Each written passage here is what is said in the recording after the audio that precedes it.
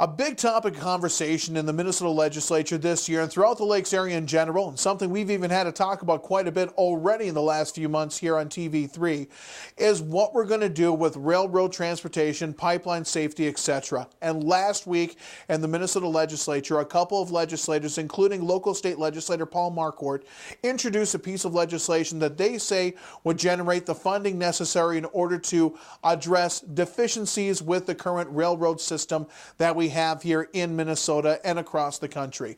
What's basically sparking this, of course, is the big oil industry in the Bakken area, how we don't have enough pipeline capacity to that area, and how some pipelines have actually been converted to other uses in that area. And a lot of the oil is being shipped on rails and comes through Minnesota on its way to other destinations. Recently, in the last couple of weeks, one of these oil tankers carrying some explosive oil from the Bakken passed through Minnesota and actually derailed in Illinois, causing some damage and, of course, possibly loss of life had that happened in a super populated area. We saw what happened in Castleton just a couple years ago. These are the things that are really sparking this. But now Minnesota's option to try to pay for it would actually have taxes put on the railroad companies for property taxes, shipping of their goods, etc. through the state, which kind of sounds good on the face of it, except I don't know if we'll actually be able to do anything like that in Minnesota. There are a lot of federal regulations with railroads. They cross multiple state lines. The country was built by the railroads. It's one of the first big mega industries we had here post the Civil War. The railroads connected east to west. A lot of people might know that. They were some of the big barons. It's one of the reasons why I think a lot of people like to, in some ways, pick on the railroads, because they are the big dogs of industry when it comes to transportation. So I don't know if some of these proposals the state of Minnesota is talking about can even actually legally fly.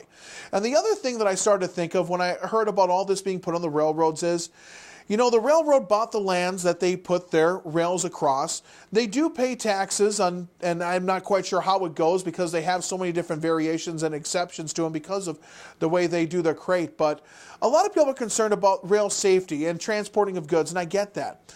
But does this all just happen because of the Bakken? Is it just because of oil? Is it environmentalists that have been the most active in this? Haven't we had toxic chemicals and different things shipped in our rails, nuclear waste, whatever you want to call it, for decades and decades? Why is it all of a sudden becoming such a big topic to talk about now?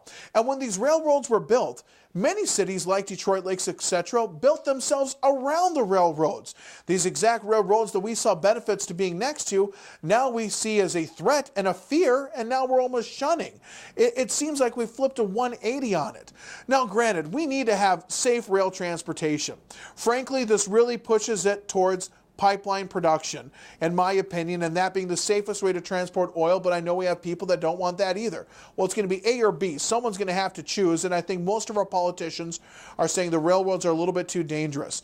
But the railroads right now are talking about putting millions of dollars in infrastructure improvements in the state of Minnesota already, without any other kind of extra taxes or anything else put on them.